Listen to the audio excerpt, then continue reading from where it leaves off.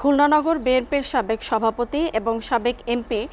নজরুল ইসলাম মঞ্জুকে সরকার Khulna city কর্পোরেশনের নতুন প্রশাসক হিসেবে নিয়োগ দিয়েছে। 2024 সালের জুলাই গণঅভ্যুত্থানের পর মেয়র পদ শূন্য হলে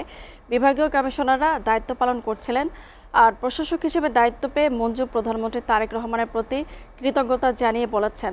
খুলনাকে চাঁদাবাজি, দখল এবং মাদকমুক্ত করতে সততা এবং নিষ্ঠার সঙ্গে কাজ করে যাবেন তিনি। নগর উন্নয়ন এবং নাগরিক সেবায় সর্বোচ্চ অগ্রাধিকার দেওয়ার অঙ্গীকারও করেন তিনি। দর্শক, এ বিষয়ে বিস্তারিত জানাতে আমাদের সাথে যুক্ত হচ্ছেন খুলনা থেকে সহকর্মী রকিবুল ইসলাম মতি। মতি, রাজনৈতিক ব্যক্তিত্ব হিসেবে নতুন প্রশাসকের কাছে নাগরিকদের প্রত্যাশা কি, আর তিনি কতটা সফল হতে পারবেন বলে মনে করেন? বলা হয় যে তিনি যে প্রথম যে বিষয়টা সেটি হচ্ছে যে সফল হওয়ার যে বিষয়টা দিয়ে শুরু করি আসলে খুলনা সিটি কর্পোরেশন দীর্ঘদিন এরকম দীর্ঘদিন অচল অবস্থার মতোই এক ধরনের ফলো করে খুলনার বিভিন্ন রাস্তাঘাট, ড্রেনেজ ব্যবস্থা, তারপরে এ, যে সমস্ত উন্নয়নমূলক যে সমস্ত কাজ সেই কাজগুলো কিন্তু দীর্ঘদিন এক ধরনের স্থবির অবস্থায় রয়েছে। সেই কাজগুলো কিন্তু এখানকার যারা যারা জনগণ রয়েছে তারা কিন্তু সেই কাজগুলো সম্পন্ন করার জন্য বিভিন্ন সময় মানববন্ধন, বিভিন্ন দাবি তারা করেছে এবং সেই কাজের যে অগ্রগতি সেটি যে বেশি ছিল সেটা নয়। এই জন্য এখানকার যারা নাগরিক রয়েছে তারা কিন্তু প্রত্যাশা করেছে যে নতুন যে প্রশাসক দেওয়া হয়েছে সেই প্রশাসক এসে যে কাজের গতি বাড়বে এবং সেই কাজের গতি বাড়ানোর জন্য কিন্তু সেই যে কাজগুলো করা হয়েছে সেগুলো কিন্তু করবেন বলে কিন্তু নাগরিকরা আশা করছে। আরেকটি বিষয়, যে নতুন প্রশাসক যে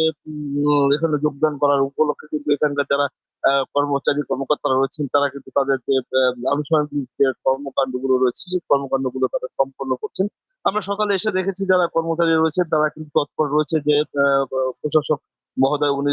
যে রুমে বসবেন বা তার আশেপাশে যে সমস্ত যে কর্মকাণ্ডগুলো রয়েছে তারা কিন্তু সেগুলো সম্পন্ন করছেন এবং তাদের যে দৈনন্দিন যে কাজগুলোর ভিতরে কিন্তু তারা গুরুত্ব দিয়ে কিন্তু প্রশাসকের দীর্ঘদিন যে অচলাবস্থা ছিল সেই অচলাবস্থা বেশ কিছুটা ঘাটতি ছিল সেই ঘাটতিগুলো কিন্তু তারা এই তারা পরিপূর্ণভাবে কাজ করছেন এবং তারা বলছেন যে নতুন প্রশাসক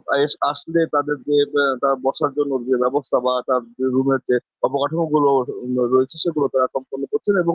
সিটি কর্পোরেশনে কিন্তু নতুন ধরনের এক ধরনের চাঞ্চল্যতা সৃষ্টি হয়েছে এবং যারা কর্মচারী কর্মকর্তা রয়েছে তারা বলছেন যে নতুন প্রশাসক এসে তাদের যে কর্মচঞ্চলতা যে আছে তাদের কিন্তু সেটা বৃদ্ধি হবে এবং আমরা একটু কথা বলতে চাই এখানে যে যারা আছেন তারা তাদের সাথে কথা বলতে চাই যে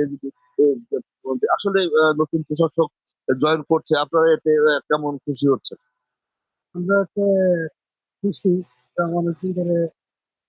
সামনে আছে ক্ষতি করে করতে সেই ফেসবুকে বুঝতে পারতাম না। ভালো লাগে। শুনছিলেন মুনির, আসলে এই যে যে প্রশাসক মানে নতুন করে জয়েন করছেন এবং তার প্রতি কিন্তু খুলনার মানুষের অগাধ একটি আস্থার জায়গা রয়েছে কারণ তিনি দীর্ঘ রাজনীতি জীবনে তার কিন্তু তার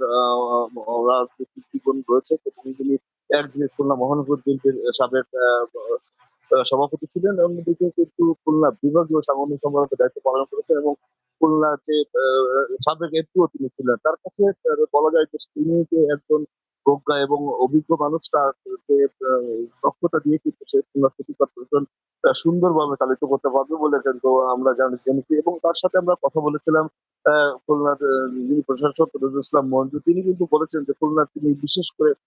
দখলবাজ এবং সন্ত্রাসীদের বিরুদ্ধে কিন্তু তার চির টলারেন্স অবস্থান গ্রহণ করবেন কারণ এখানে কিন্তু বিগত দিনে কিন্তু বেশ কিছু আইন শৃঙ্খলা অবনতি ঘটেছে। সেই অবনতি যাতে শৃঙ্খলা ফিরে আসে সেই বিষয়টি তিনি তার প্রথম কাজ থাকে এবং তিনি বলেছেন যে মানুষের আহ, যে সিটি কর্পোরেশনের যে আহ,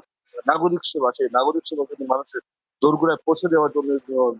জন্য যে কাজ করার দরকার তিনি কিন্তু সেই কাজগুলো তিনি সম্পন্ন করবেন বলে কিন্তু তিনি আমাদেরকে জানিয়েছেন এবং বলেছেন যে তিনি এখন আপাতত একটু অসুস্থতার কারণে ঢাকায় অবস্থান করছেন, তিনি দু একের ভিতরে খুলনায় আসবেন এবং জেলা প্রশাসকের মানে এখানকার প্রশাসনের যে দায়িত্ব সেই দায়িত্ব কিন্তু তিনি গ্রহণ করে বলে আমরা জানতে পেরেছি। মনে হয় আমার কাছে খুলনা সিটি কর্পোরেশনের প্রশাসকের আহ, আহ, সর্বশেষ এই সংবাদ ছিল খুলনা সিটি কর্পোরেশন। মতি, আপনাকে ধন্যবাদ।